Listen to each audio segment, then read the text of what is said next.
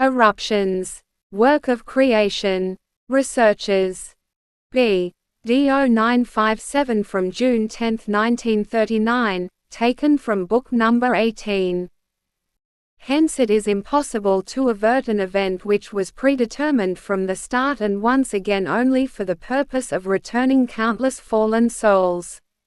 The innermost structure of the earth is constantly influenced by the activity of spiritual forces, and so an eruption will occur when it is permitted by the divine Creator, and this permission, in turn, depends on people's own will.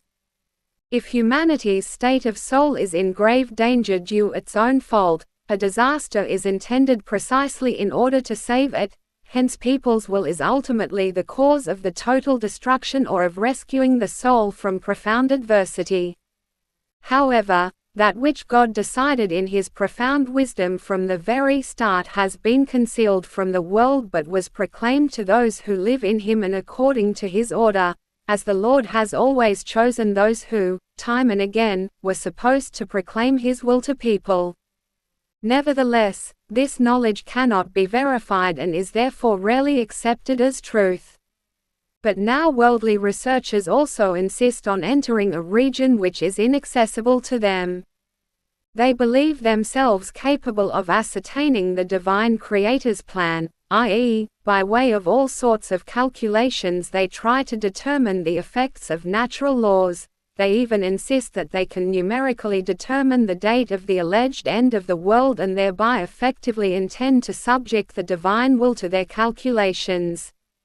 The human being is so small compared to the work of creation and yet deems himself to know so much about things which are completely out of his reach as long as he does not try to attain them by spiritual means. He fails to recognize the only right path but, on the other hand, is very quickly willing to believe what is scientifically presented to him. The greatest intellect truly does not suffice to ascertain the truth, yet the profound faith of an uneducated person can penetrate the mysteries of creation and reveal irrefutable knowledge. Therefore, you should always pay attention to what worldly researchers present to people as far as these investigations touch upon God's work of creation, for this region is inaccessible to them as long as they don't endeavor to gain an insight by spiritual means. For God Himself offers the eternal truth to His children on earth now and at all times. Amen.